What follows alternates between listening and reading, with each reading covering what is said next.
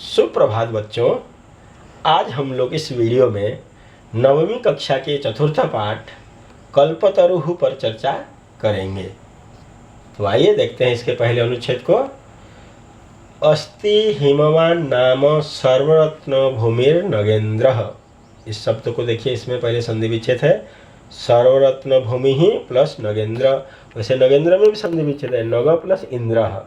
नग मतलब होता है पहाड़ पर्वत, इंद्र मतलब राजा।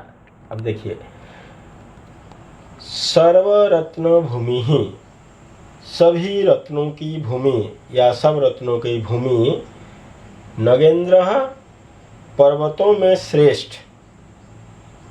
नगेंद्र, नग मतलब पर्वत, इंद्र मतलब श्रेष्ठ या महान, पहाड़ों में या पर्वतों में का राजा। हिमवान नाम अस्ति, हिमालय नाम का पर्वत था। अस्ति का मतलब ऐसे है होता है, किंतु जब वाक्य के शुरू में आ जाता है तो उसका था अर्थ में अर्थ बदल जाता है। तो सभी रत्नों की भूमि, पर्वतों का राजा, हिमालय नाम का पर्वत था।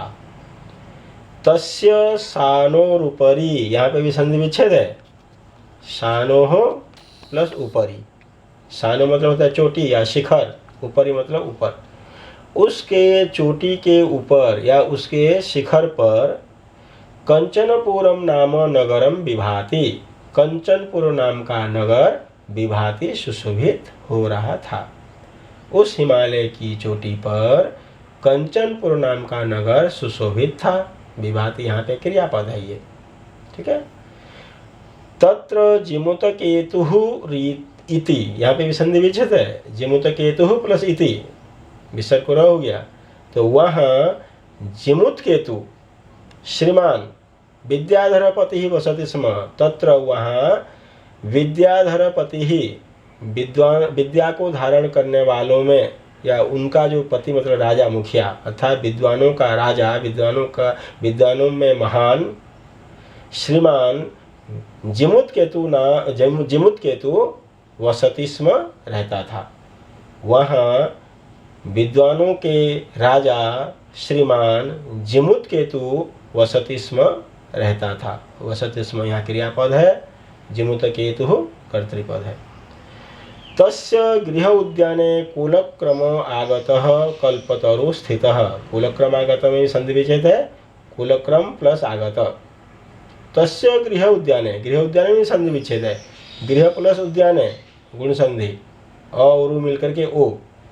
तो उसके घर के बगीचे में, तस्य गृह उद्यान, उसके घर के बगीचे में कुलक्रम आगतः, अपने कुल मतलब वंश, वंश परंपरा से आया हुआ, अच्छा जो पूर्वजों से मिला हुआ, कल्पतरु स्थितः, एक कल्प वृक्ष स्थित है, खड़ा है। स राजा, उस राजा ने, जिमुत केतु, उस राजा जिमुत केतु ने, तम कल्पतरुम आराध्य, उस कल्प वृक्ष की आराधना करके।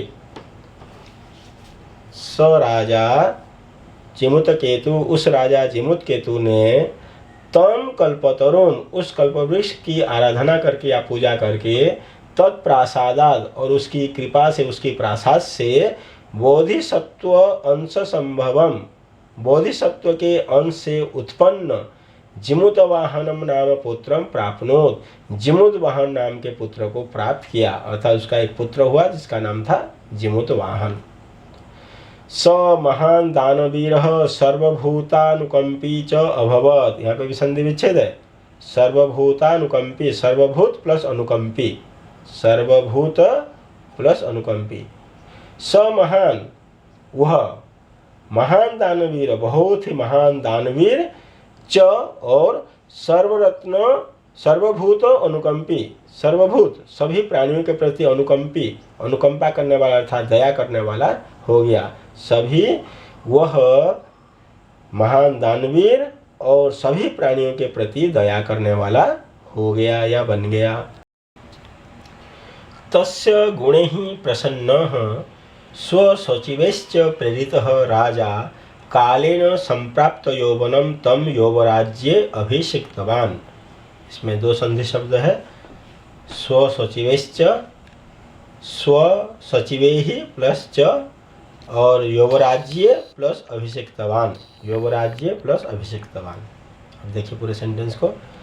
तस्य गुणे ही, उसके गुणों से, प्रसन्न प्रसन्न, च स्वसचिवे ही, और च मतलब और, स्वसचिवे ही, सचिव मतलब मंत्री, और अपने मंत्रियों से प्रेरित राजा ने कालेन संप्राप्त यौवनम, समय पर नौजवान बने अर्थात समय के साथ नौजवान बने उस बेटे को, तम उस बेटे को, जिमुतवाहन को, युवराज्य अभिषिक्तवान, युवराज के पद पर अभिषेक किया। उसके गुणों से प्रसन्न होकर और मंत्रियों से प्रेरित होकर राजा ने समय के साथ नौजवान बने या उस नौजवान बेटे को अपने युवराज पद पर अभिषेक किया। युवराज्य स्थितः स जिमुतवाहन कदाचित हितैषिभिः पितृमंत्रिभिः उक्त। युवराज्य स्थितः, युवराज के पद पर बैठा हुआ, स जिमुतवाहन, वह जिमुतवाहन, कदाचित एक बार या कभी, हितैषिभिः पितृमंत्रिभिः, अपने हितकारी या हितैषी भला चाहने वाले पिता के मंत्रियों के द्वारा कहा गया, अर्थात जब वो युवराज के पद पर बैठा हुआ था तब उसके पिता के हितैषी मंत्रियों ने, भला चाहने वाले मंत्रियों ने कहा युवराज कि अरे युवराज, यो अयम, यह प्लस अयम, यो अयम, यह मतलब जो, अयम माने यह, जो यह, सर्व कामदः, सभी कामनाओं को देने वाला अर्थात सब कामनाओं को पूरा करने वाला, कल्पतरुः कल्पवृक्ष, तव उद्याने, तव प्लस उद्याने संधि विच्छेद, तव प्लस उद्याने तुम्हारे बगीचे में, तव मतलब तुम्हारे, उद्यान बगीचे में, तिष्ठति है, स वह, तव सदा पूज्य, वह तुम्हारा हमेशा पूजनीय अर्थात वह हमेशा तुम्हारे द्वारा पूजनीय है। जो यह सभी कामनाओं को देने वाला कल्पवृक्ष तुम्हारे बगीचे में स्थित या खड़ा है, वह तुम्हारे द्वारा पूजनीय है। अस्मिन अनुकूले स्थिते, इसके अनुकूल होने पर, इसके मतलब किसके, इस कल्पवृक्ष के, कल्पवृक्ष के अनुकूल हो जाने पर, शक्रोपि, शक्रः प्लस अपि संधि विच्छेद, शक्रोपि, शक्र मतलब होता है इंद्र, शक्र का पर्यायवाची इंद्र, तो अस्मिन अनुकूले स्थिते, इसके अनुकूल हो जाने पर, इंद्र भी नास्मान, न प्लस अस्मान दीर्घ संधि, न नहीं, अस्मान मतलब हमें बाधितुम शक्नुयात, हमें दुखी नहीं कर सकता। फिर से देख लीजिए, अस्मिन इसके अनुकूल होने पर इंद्र भी हमें किसी प्रकार से दुखी नहीं कर सकता, न शक्नुयात नहीं कर सकता। पूरे पैराग्राफ को अनुच्छेद के एक बार देख लीजिए। सभी रत्नों की भूमि, पर्वतों में श्रेष्ठ हिमालय नाम का पर्वत था, उसके चोटी के ऊपर कंचनपुर नाम का नगर सुशोभित था। वहाँ विद्याधरों के पति अर्थात विद्वानों के राजा श्रीमान जिमुतकेतु नाम के जिमुतकेतु रहते थे। उनके घर के बगीचे में कुल परंपरा से आया हुआ एक कल्पवृक्ष था। उस राजा जिमुतकेतु ने उस कल्पवृक्ष को आराधना करके या पूजा करके उसकी कृपा से बोधिसत्व के अंश से उत्पन्न जिमुतवाहन नामक पुत्र को प्राप्त किया। वह पुत्र महान दानवीर और सभी प्राणी के प्रति कृपा करने वाला बन गया। उसके गुणों से प्रसन्न होकर और मंत्रियों से प्रेरित होकर राजा ने नौजवान बने उस बेटे को युवराज के पद पर अभिषेक किया।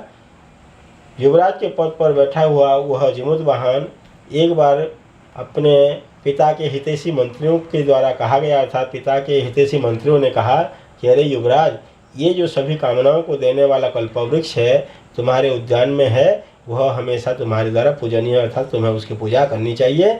और इसके अनुकूल हो जाने पर इंद्र भी हमें किसी भी प्रकार से दुख नहीं दे सकता, अर्थात हमें दुखी नहीं कर सकता। धन्यवाद।